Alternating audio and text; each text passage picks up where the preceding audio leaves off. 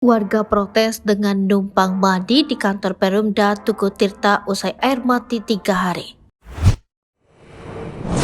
Aksi protes yang dilakukan seorang warga Malang pada Rabu 24 Mei 2023 ini dapat dikatakan unik.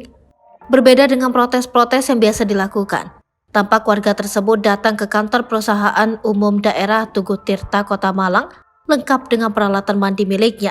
Aksi tersebut ia lakukan sebagai bentuk protes akibat aliran air yang seharusnya mengalir ke rumahnya tak kunjung mengalir. Dari video yang dibagikan oleh akun Instagram @pengaduan_publik dan direpost oleh akun Instagram @malangraya_info. Warga tersebut merupakan seorang pria yang tinggal di salah satu perumahan terdampak di daerah belakang Lotte Mart Malang. Ia tampak datang beserta anak-anaknya untuk numpang mandi sebab aliran air di rumahnya tak kunjung mengalir.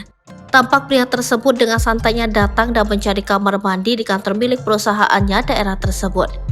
Aksi protes pria tersebut pun dihalangi oleh petugas yang berjaga. Petugas berusaha menghentikan aksi pria tersebut agar tidak benar-benar mandi di kantor Perumda Tugu Tirta itu.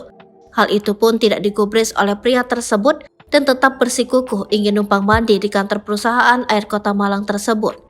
Masih dihalang-halangi. Lantas pria tersebut meminta untuk bertemu dengan Direktur Perumda Tugu Tirta di ruangannya. Permintaan sang warga pun ditolak dan pria tersebut diminta untuk turun dan menuju ruang tunggu untuk melakukan pengaduan di bagian customer service.